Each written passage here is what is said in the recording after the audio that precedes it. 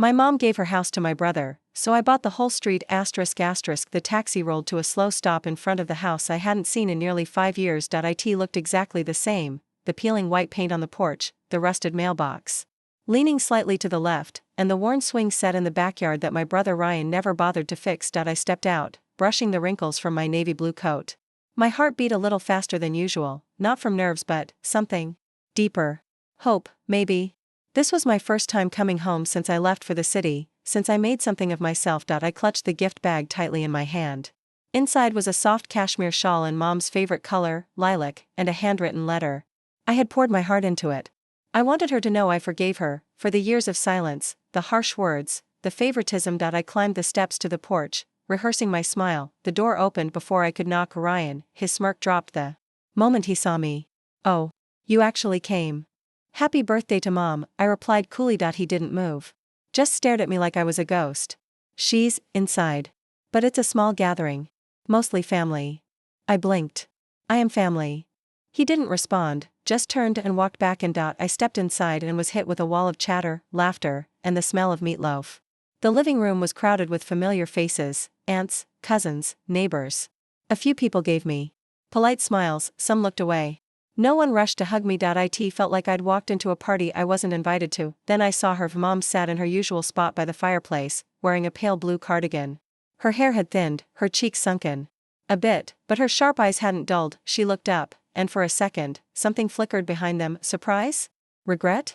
I couldn't tell. "You came," she said flatly. "I did," I said, offering her the gift. "Happy birthday, Mom." She took it with hesitant fingers, set it on the side table without opening it. "You didn't need to come all this way," she said. "I wanted to." She didn't say thank you. Didn't ask how I was. Instead, she motioned toward the kitchen. "There's food. If you're hungry." Ryan snorted quietly behind me. I ignored him. I sat in the corner of the room, listening as they all shared stories and laughed about things I was never part of. I tried to join a conversation once, about Aunt May's new hip, but my voice was drowned out, ignored. The final blow came when I complimented the updated curtains in the dining room. "Oh, Ryan picked those out," Mom said, with a smile I hadn't seen directed at me in years. After I gave him the house, he wanted to do a few upgrades. My breath caught. "Gave him the house?" She looked at me blankly. "Yes. It's his now." I turned to Ryan. He leaned back in the chair, arms crossed, watching me like a predator. "When did this happen?" I asked. Mom shrugged. "A while ago. After your father passed. You weren't around." "Ryan was." My stomach twisted. "You didn't tell me." "There was no need," she said, as if it were the most reasonable thing in the world. "You live in the city. You've made your own life." Ryan stayed. "He takes care of things." I stood. My voice trembled, but I forced it to be steady. "You know I sent money for 10 years straight. Paid off your mortgage when Dad was sick. Put Ryan through college, twice." Her lips tightened. "That was your choice. But this house, this is where we grew up. Where I lived, too." Ryan chuckled. "And then left." That did it. I left the room, heart pounding, shame burning through my chest like acid. As I walked down the street, tears blurred my vision, not from sadness, but rage. They had erased me. Rewritten the family history without me in it. Like I was a side character in a story I helped build. But this wasn't over. As I stood on the sidewalk, staring at the house that used to be mine, a thought rooted itself in my mind like steel. They gave him the house, fine. I'll buy the entire street. I sat alone at the motel desk, fingers curled around a paper cup of stale coffee, watching the ceiling fan spin as if it could rewind time. My reflection in the mirror above the dresser stared back, older, sharper, lonelier. But not broken. Never broken. I hadn't come here to fight. I'd come to reconnect, to offer peace. But clearly, they'd made their choice. And they'd made it long before today. I opened my laptop, but instead of checking emails or work tasks, I opened an old folder marked home. Inside were grainy scanned photographs, old property tax receipts, and one thing that made my throat tighten. A school report card I had mailed to Mom when I got my first A in college. She never mentioned receiving it. Back then, I worked 3 part-time jobs. I cleaned houses, walked dogs, and even slept in my car once. Meanwhile, Ryan dropped out of college and came back home like a boomerang. He drank, borrowed money, crashed Mom's car, and still she called him her baby. Growing up, I was the fixer. Ryan broke things. I picked up the pieces. He wrecked the basement door. I repaired it with Dad's old tools. He got arrested at 17. I was the one who bailed him out, using my college fund. And Mom? She always said the same thing: boys make mistakes. You should be more responsible. I was responsible. Too responsible, maybe that's why I left. The next day, I visited Mrs. Ellis, our old neighbor from 2 doors down. She was out in her garden, still wearing that sun hat with the fake lavender bow. Goodness, look who it is, she said, wiping her hands on her apron. You back for good? I smiled softly. Just visiting. Trying to catch up. Her face dimmed. I heard about the house. So it's true then? She nodded. Your mom signed it over to Ryan a couple of years ago. After your father passed. Ryan convinced her it was easier that way. Said he'd take care of her. Has he? I asked. She looked toward the Hart house and frowned. He spends most of his time with that awful poker group. Half the week your mom's alone.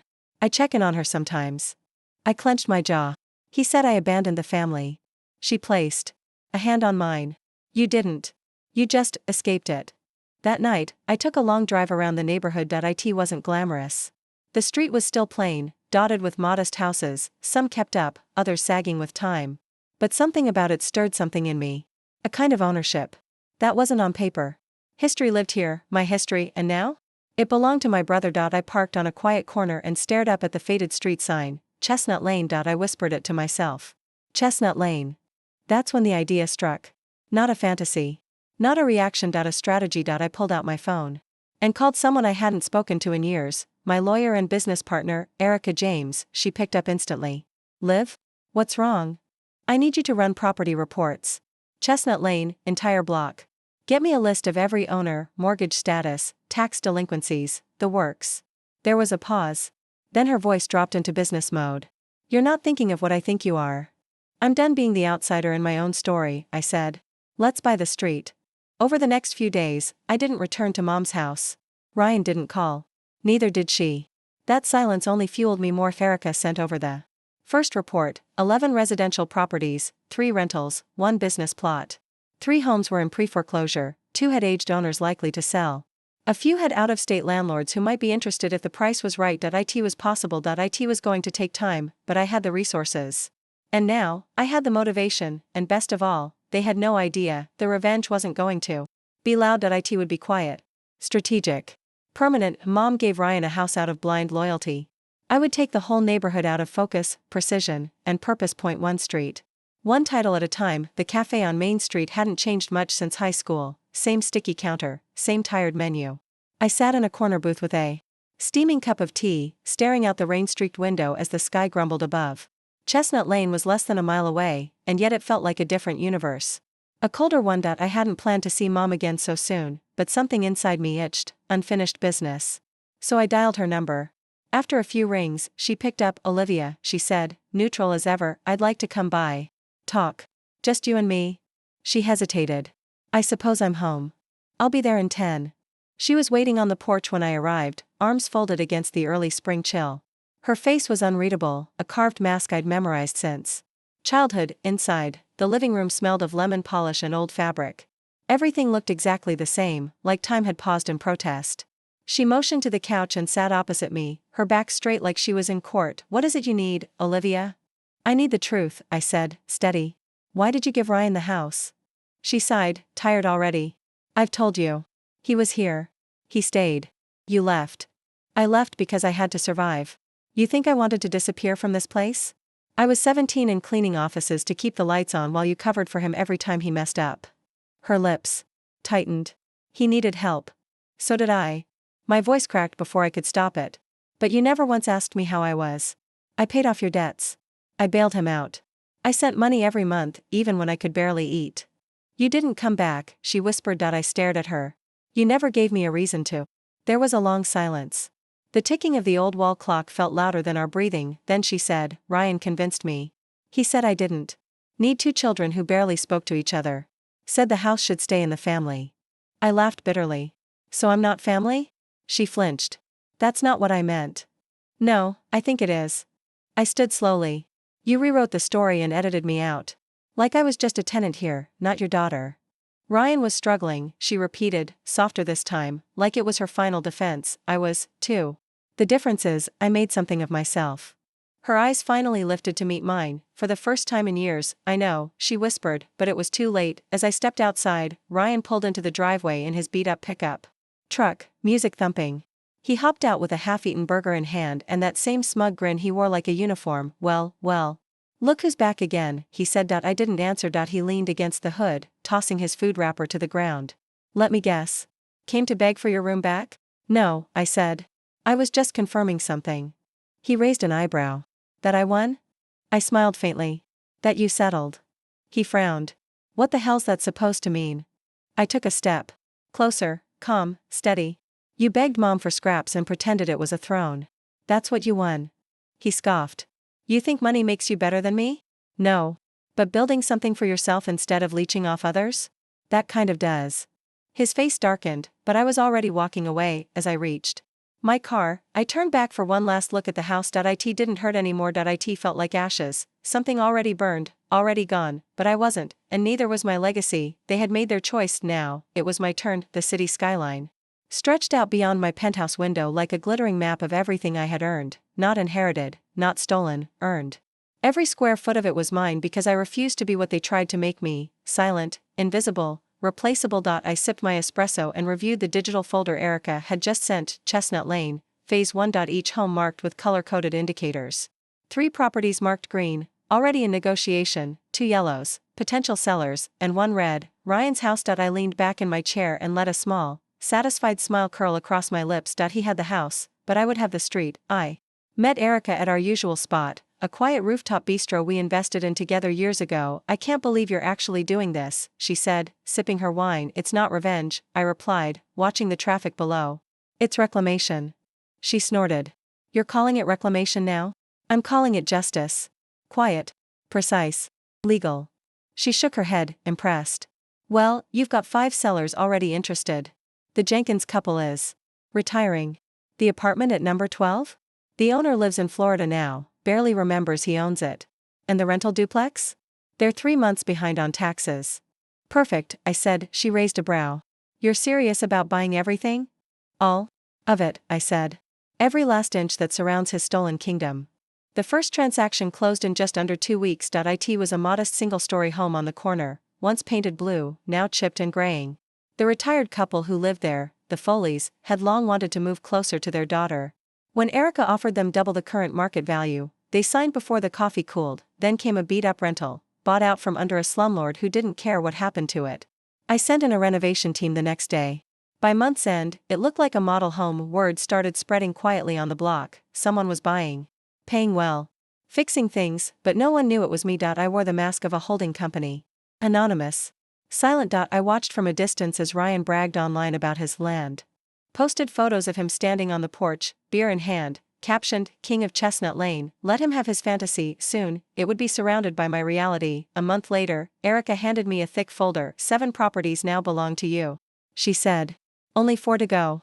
Including Ryan's. I flipped through the documents. My name was nowhere on them. Just shell companies and trusts I controlled. Every corner legal, every step calculated. And the zoning? I asked. She grinned. Filed. Approved. You now have the right to convert every single property you own into mixed-use development. Perfect. Because this wasn't just a real estate play, this was an orchestration. Ryan had claimed a house. I was building an empire around it. Soon, construction began on the corner of the block. A sleek cafe, co-owned by a local pastry chef and funded by one of my development grants, broke ground quickly. Then came a yoga studio, a boutique, and a co-working space. By the end of the 3rd month, Chestnut Lane was transforming. New sidewalks. Modern lighting. Trees planted. Benches installed. The sleepy street had become a destination, and in the middle of it, Ryan's aging house, untouched, out of place. Like a relic in a museum no one visited anymore. I visited Chestnut Lane once during construction, in the early evening, wearing sunglasses and a scarf. No one recognized me. I watched as people strolled past Ryan's house to visit the new cafe. I caught a glimpse of him in the window, standing there, frowning. Watching the world evolve around him without understanding why. He'd never see the storm until it was already inside the house, and I wasn't even finished yet. Ryan slammed the front door hard enough to rattle the cracked window panes. His boots thudded across the warped floorboards as he cursed under his breath. He'd just come back from the hardware store, again, after being told, for the 2nd time this week, that permit rules had changed. Have to file new paperwork. He'd have to update his zoning license. He'd have to move his broken down truck from the edge of the curb that now sat in front of someone else's cafe. What the hell is going on? he muttered, tossing his tool bag down, out the window. The neighborhood he once ruled now buzzed with unfamiliar activity. Well-dressed couples sipped coffee under umbrellas. Cyclists glided past, heading to a newly opened co-working hub. Delivery. Trucks unloaded boxes marked with luxury brand labels. The street had changed, and fast, and nobody had told him. 2 days later, a man in a navy blue suit knocked on his door. Tall, calm, and with a face too polite to trust. "Good afternoon. I'm representing a group of developers interested in acquiring this property." Ryan scoffed. "Not for sale." The man smiled professionally. "The offer is generous. Significantly over market value." Ryan narrowed his eyes. "This house is mine. My mom gave it to me." "Yes," the man said smoothly, "and I understand. The emotional connection. But as you may be aware, the neighborhood is undergoing a major transformation. Remaining as a residential zone may become inconvenient." Ryan stared. "Inconvenient?" The man handed him a packet. "You'll find the details inside. My client owns every property on Chestnut Lane except this one." Ryan's mouth went dry. "Who?" "I'm not at liberty to say. But should you change your mind, that offer stands for the next 30 days. With a nod, the man left. As calmly as he arrived, Ryan slammed the door shut again, then ripped the packet open. Inside * an offer nearly double what his house was worth, * a list of recent property sales, * legal language about zoning updates, * construction permits filed around his address. His house wasn't the center of attention anymore. It was in the way. He stormed into Mom's room that night, waving the folder. "Did you know about this? About everything being bought up? About Chestnut Lane turning into a shopping strip?" She looked up from her knitting, tired. "I've seen people working on things. Thought it was the city." "No," Ryan said, pacing. "Someone's buying the whole block. They sent me an offer. They want me out." She sat up straighter. "They want this house?" Ryan's voice lowered. "They have everything else." He spent the next week calling everyone he knew, city planners, neighbors, real estate friends, but no one could tell him who was behind it, just that it was happening. Stores were opening. Values were shifting. And zoning? Well, it wasn't on his side anymore. One neighbor, Mrs. Ellis, said softly, "Whoever it is, they move fast. They've got a real vision." Ryan snapped. "It's a trap. Someone's trying to push me out." She raised an eyebrow. "Or maybe you're just the only one not keeping up." 2 weeks later, the man in the suit returned. "Final offer," he said politely. Ryan's jaw clenched. "Still not selling." The man pulled out one more envelope. "Then perhaps you should review this: zoning updates, business licenses, and your new street designation." Ryan tore it open. Chestnut Lane was now designated as a commercial corridor. His house? The only residential property left. Trash pickups had been rescheduled, noise permits for events were approved, parking rules changed. His porch now looked out at a seating area for a bakery he didn't know existed 2 months ago. He looked up, breathing hard. "Who is behind this?" The man's smile never wavered. "Just someone reclaiming what was always theirs." Ryan watched him walk away, heart pounding. He didn't know who it was yet, but deep down, some part of him did. It happened faster than anyone expected. Within weeks, Chestnut Lane had become the kind of place that featured in Sunday magazine spreads, the hidden gem of the suburbs. Once gray sidewalks were now lined with soft gold lamps, vines climbing up sleek storefronts, and cheerful awnings dancing in the breeze. At one end, a vegan cafe with minimalist decor and a constant line. At the other, a high-end floral boutique run by a former runway model turned florist, and right in the middle, like a chipped tooth in a perfect smile, sat Ryan's crumbling house. Out of place, out of time, and very much in the way. The chaos began subtly. First, the bakery's weekend market spilled onto his side of the sidewalk, with folding tables blocking his front gate. When Ryan complained, the city told him it was permitted, temporary community use. Filed and approved. Then came the trash collection shift. Commercial pickups were prioritized.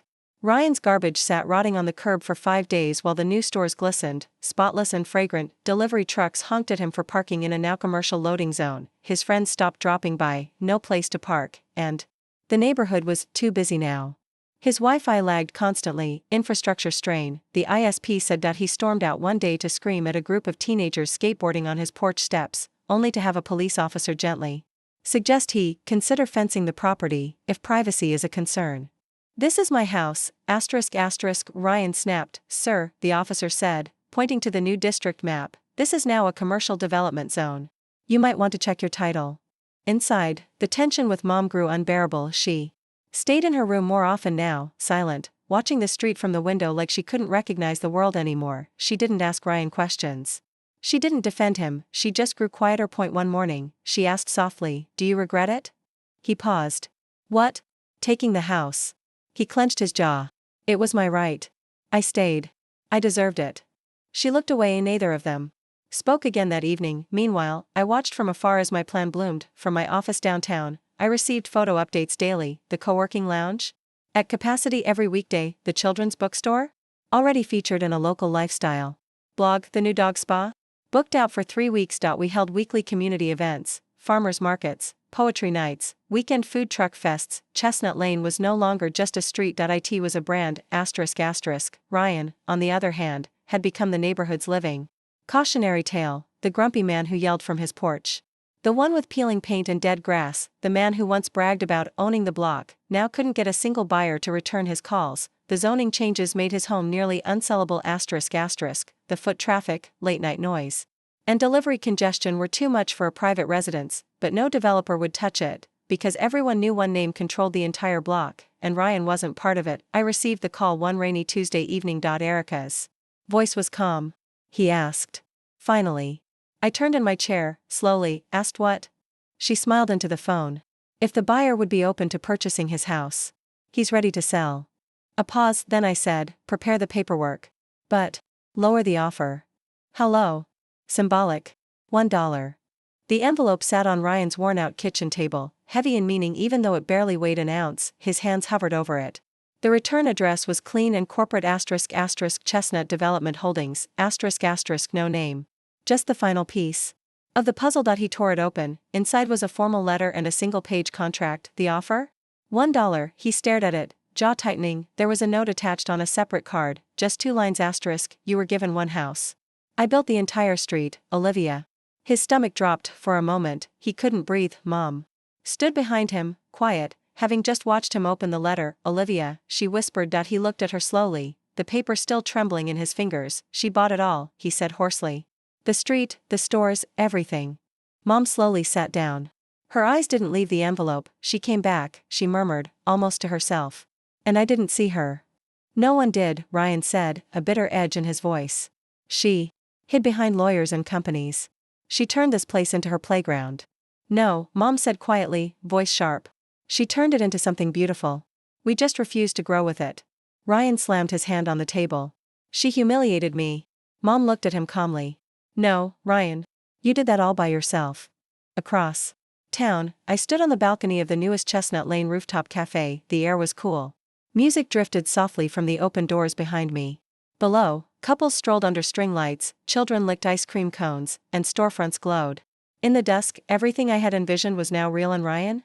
He was now surrounded by my success, the empire he had laughed at, underestimated, and stolen from. I didn't scream. I didn't beg. I didn't try to make him see my worth. I showed him. The next morning, Erica called again. He signed. I blinked. Seriously? Contract returned. Signed and witnessed. The house is yours. My breath caught for a second, not from shock, from closure. Arrange the transfer, I said. Quietly. And have the moving team on standby. You want to bulldoze it? I shook my head, smiling to myself. No. Restore it. Keep the bones. Strip the damage. Turn it into something new, a reading lounge for single mothers. Somewhere safe. Somewhere strong. Poetic, she said softly. No. I replied. Necessary. Ryan left town the next week. No goodbyes. No message. Just packed up a rusted pickup and disappeared from the place he once claimed as his throne. Mom stayed behind. When I visited the restored house a month later, she was there, sitting on a new bench outside, surrounded by planters of fresh lavender. She looked up when I approached. There was no tension this time. No walls, just silence. And then, I was wrong, she said simply. I sat beside her. I know. Tears rimmed her eyes, but she didn't let them fall. You didn't come back to take revenge, she said. No, I replied. I came back to remind you who I've always been. The new sign outside read. The Heart Center, a place for healing, growth and courage, in dedication to the women who built, broke, and rebuilt us. It stood tall where our old home once sat. The foundation had been preserved, but everything else, walls, rooms, memories, had been redesigned with purpose. Cozy reading corners. Workshop spaces. A rooftop garden. Resources for women starting over. A place I once felt erased from. Now bore my name, not just mine, our family's. Reclaimed. Redefined, the opening ceremony was small but powerful. Mothers with their children walked in, wide-eyed at the warmth of the space. A social worker led a group to the community kitchen. In a quiet corner, a teen girl journaled in silence beside an older woman who just nodded and smiled. All around me, life happened quietly. Fiercely, Mom stood beside me as the ribbon was cut. She wore a soft blue cardigan I'd sent her for her birthday years ago, one I thought she'd tossed. Her hand found mine without words. "This is more than a house," she said. "It always was," I replied. We walked through the garden together, a winding path under climbing roses and little white lights strung overhead. "Do you think he'll ever come back?" I asked. Mom didn't answer right away. "Then, Ryan was always lost. We just pretended he wasn't." I nodded. "He thought the house was power. And you built something more powerful than any of us ever imagined," she said gently. "Not out of spite, but out of pain, and love, and belief in yourself." Her eyes shimmered. "I should have believed in you sooner." I looked out over the lane, once a forgotten street, now a living symbol of growth and resilience. "You were grieving," I said. "Dad, the life you thought you'd have, the son you kept hoping would grow up." She let out a long breath. "And I hurt the one child who grew into everything I needed." Later that evening, after the guests had gone, I sat on the porch steps alone. The street was quiet now. Chestnut Lane, my lane, glowed with soft lights and gentle laughter in the distance. Wind stirred the lavender beside me. In the window's reflection, I saw the woman I had become, not hard, not cruel, just strong, built brick by brick, like the street, like the empire. My phone buzzed out a text from Erica. "Final paperwork done. You own every inch of Chestnut Lane." I smiled and typed, "Correction, we own it. All the women who were told we weren't enough." She replied, "And now we write the next chapter." "Yes, now we do."